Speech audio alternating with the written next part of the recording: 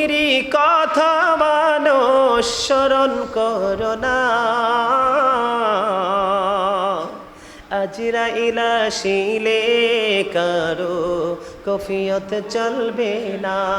বলেন মরণেরই কথা মানুষ স্মরণ করো না, আজরাইল আসিলে কারো কফিয়ত চলবে না। তওবা নামে গাছটি আছে, পাতায় পাতায় লেখা আছে মানুষের হায়াত। সেই পাতা জড়িয়া গেলে, সেই পাতা জড়িয়া গেলে মৌতের নিশানা, আজরাইল আসিলে কারো কফিয়ত চলবে না। মারহাবা বলেন না। আজরাইল আসবনি? কথা বলেন, আজরাইল আসবে, যেতে হবে। এই ভাবনাটাও আমাদের মাঝে নাই। সেটা না থাকার একমাত্র কারণ কি জানেন? দ্বীনের শিক্ষা না থাকার কারণে। কি প্রকৃত শিক্ষা আমাদের মাঝে যদি থাকতো, আজকে এই এরিয়ায় মানুষ জায়গা দেওয়া যাইতো না। আজকে যদি এখানে কোনো শিল্পী আসতো, আজকে দেখতেন মানুষের অভাব হতো না, সামিয়ানাও লাগতো না, বসার জায়গাও দিতে হতো না। এত সুন্দর পরিবেশ, উপরে ফ্যান ঘুরছে, কত সুন্দর শীতল পরিবেশ, আমরা কিন্তু সেখানে বসতে পারি না।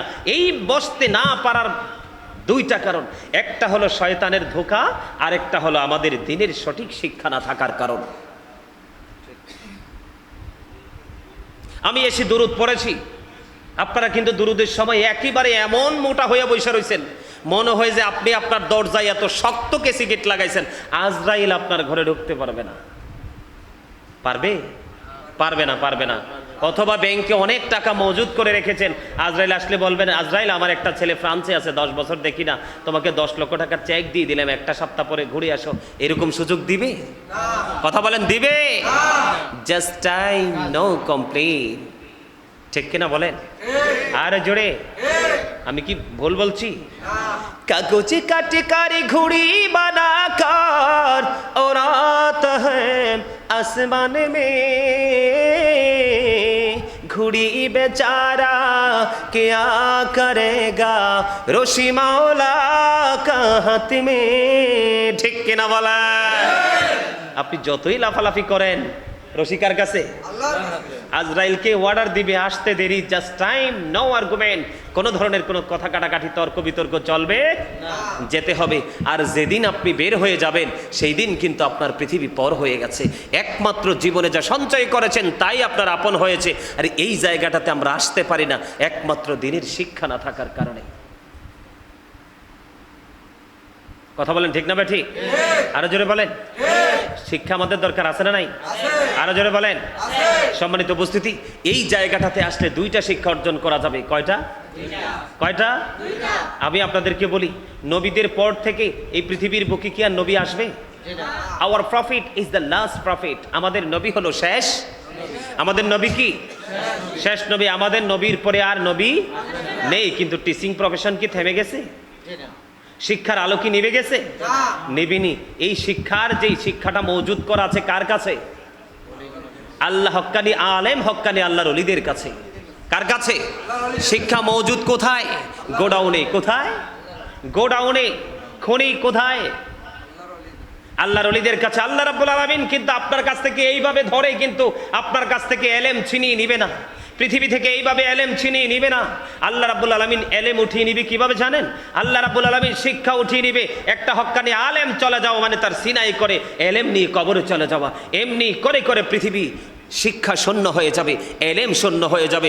সাধারণ একটা বিষয়ে সমস্যা হলেও এই সমস্যার সমাধান দিতে পারবে না, এতটাই পৃথিবী এলেম শূন্য হয়ে যাবে। এই জন্য আমাদের এখনই সুযোগ, আমরা প্রজন্মের পর প্রজন্মকে আমরা যদি দিনের শিক্ষা, প্রকৃত শিক্ষার আলোতে আলোকিত করতে চাই, শিক্ষার আওতায় আনতে চাই, তাহলে আমাদেরকে এই প্রজন্মের পরে আগামী প্রজন্মের জন্য আমাদেরকে সেই শিক্ষা দিয়ে শিক্ষিত সন্তান গড়ে তুলতে হবে। আর সেই শিক্ষিত সন্তানকে গড়ে তুলতে হলে অবশ্যই আমাদের আমাদেরকে আসতে হবে হক্কানি আল্লাহর ওলি অথবা হক্কানি আলেমদের কাছে। আপনি মানেন বা না মানেন এটাই চিরন্তন সত্য। বলে হুজুর কিভাবে সত্য?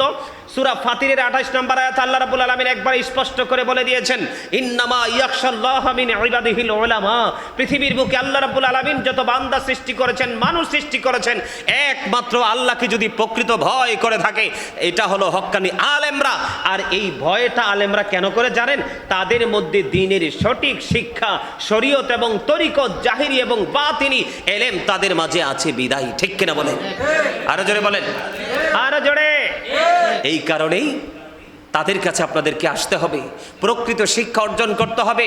প্রকৃত শিক্ষার আলো আপনি এবং আপনার আওলাদের মাঝে ছড়িয়ে দিতে হবে। আর সেই শিক্ষাটা প্রথম হলো নবীর প্রেম, কারণ এটা হলো ঈমান।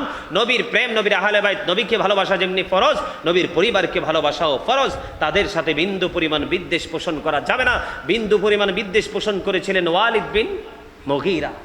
কোরআন শরীফের 29 পারায় সূরা কালামে আল্লাহ রাব্বুল আলামিন বলেছেন, উতুল্লিং বাদা যালিকা জারিম with all that he is a bastard. তাকে জারজ হিসাবে আখ্যায়িত করেছে। জোরে জোরে কন্না আল্লাহু আকবার। আরো জোরে বলেন আল্লাহু আকবার। আরো জোরে। জং ধরছে এই কলবে, ময়লা দূর করতে হলে আল্লাহর জিকির করতে হবে। আরো জোরে বলেন, কি করতে হবে? আল্লাহর জিকির করতে হবে। সম্মানিত উপস্থিতি, আল্লাহ রাব্বুল আলামিন আপনাকে আমাকে সঠিক একটা রাস্তা দেখিয়ে দিয়েছেন। আলেমরা কেন আল্লাহকে ভয় করে? ওয়াজ আল্লাহ কেন করলেন? কারণ আলেমদের মাঝে কি আছে? দ্বীনের যে সঠিক শিক্ষা, দ্বীনের যে এলেম, এটা মজুদ করা আছে তাদের সিনায়। জোরে জোরে কন্যা সুবহানাল্লাহ। আরো জোরে বলেন সুবহানাল্লাহ। কোন আলেম, কোন আল্লাহর ওলি, তার কাছে দ্বীনের শিক্ষা মজুদ করা আছে। একজন মানুষ সমস্যায় পড়ে তার কাছে সমাধানের জন্য আসলো, কিন্তু সে সমাধান দিল না। কাল কিয়ামতের দিন তাকে আগুনের মুখোশ পরিয়ে দিবে, তাকে আগুনের মুখোশ পরিয়ে দেওয়া হবে। জোরে জোরে কন্যা নাউজুবিল্লাহ। কিন্তু এই আমার এই বয়সে আমি এই পর্যন্ত দেখিনি যে কোনো হক্কানি আলেম মানুষকে দ্বীনের শিক্ষার জন্য আসার পরে তাকে ফিরিয়ে দিয়েছে। একমাত্র রাসূলের এগেনিস্ট পার্টি যারা, রাসূলের আহলে বাইতের বিপরীত পার্টি যারা, এগেনিস্ট পার্টি যারা, তারা ছাড়া ভুল শিক্ষা আহলে সুন্নাত ওয়াল জামাতের অন্তর্ভুক্ত কেউ কিন্তু এখনো পর্যন্ত ভুল কোনো শিক্ষা দেয়। আপনি যদি প্রকৃত শিক্ষা অর্জন করতে পারেন, প্রকৃত এলেম আপনি অর্জন করতে পারেন, তাহলে আপনার জন্য দুনিয়াও সহজ, আখিরাতও সহজ। কিভাবে সহজ করে দিয়েছেন আল্লাহ রাব্বুল আলামিন জানেন? আল্লাহ রাব্বুল আলামিন বলেছেন, ফাদখুলি ফি ইবাদি ওয়াদখুলি জান্নাতি। আল্লাহ রাব্বুল আলামিন বলেছেন, join with my dear people, come to my paradise. আল্লাহ বলেছেন, join with my dear people, আমার প্রিয় লোকেদের সাথে যুক্ত হও, কাম টু মাই প্যারাডাইস, আমার জান্নাতে চলে আসো। জোরে জোরে কন্যা সুবহানাল্লাহ। আর জোরে বলেন সুবহানাল্লাহ। আপনার জন্য কি সহজ না? আপনি একদিকে দ্বীনের শিক্ষা অর্জন করতে এসেছেন, আমার রাসূল বলেছেন তুমি 1 ঘন্টা বা কিছু সময় যদি দিতে পারো, তাহলে সারা রাত ইবাদত করার চাইতে উত্তম কাজ তুমি করে ফেলেছো। জোরে জোরে কন্যা সুবহানাল্লাহ। তুমি যদি একটা দিন যদি দ্বীনের শিক্ষা অর্জন করার মধ্যে সময় ব্যয় করতে পারো, তাহলে তোমার আমল নামায় 3 মাস রোজা রাখার সমান সওয়াব দেওয়া হবে। জোরে জোরে বলেন না সুবহানাল্লাহ। বন্ধুরা আমার রাসূল বলেছে, আপনারা দেখেন এই যে আপনারা এলোমেলো ভাবে বসে আছেন, আমার কথা অনেকের কাছে খারাপ লাগতেছে, অনেকের কাছে আবার মজা লাগতেছে। আমি আপনাদেরকে বলি, আল্লাহর হাবিব সরকারে মদিনা তিনি উপদেশ দিতে গিয়ে বললেন, তোমরা 5টি বিষয়ের আগে 5টি বিষয়কে তোমরা মূল্যায়ন করো, 5টি সময়ের আগে 5টি সময়কে তোমরা মূল্যায়ন করো। প্রথম সময় হলো তোমরা বৃদ্ধ হয়ে যাওয়ার আগে তোমাদের যৌবনকালকে তোমরা মূল্যায়ন করো। আমার নবী বলেছেন, তোমরা অসুস্থ হয়ে যাওয়ার আগে তোমরা সুস্থতাকে মূল্যায়ন করো, তোমাদের অসচ্ছলতা আসার আগে তোমরা সচ্ছলতাকে মূল্যায়ন করো, তোমরা ব্যস্ত হয়ে যাওয়ার আগে অবসর সময়টাকে তোমরা কাজে লাগাও, মৃত্যুবরণ করার আগে তোমরা তোমাদের জীবনটাকে তোমরা মূল্যায়ন করো। এই জায়গাগুলোকে আমরা মূল্যায়ন করছি না, তার একটা মাত্র কারণ, সেই কারণ হলো আমাদের মাঝে সঠিক দ্বীনের শিক্ষা না থাকার কারণে। ঠিক কিনা বলেন? আরো জোরে বলেন, ঠিক না বেঠিক? যেমন আমি যদি আপনাদেরকে প্রকৃত শিক্ষার কথা বলি বন্ধু,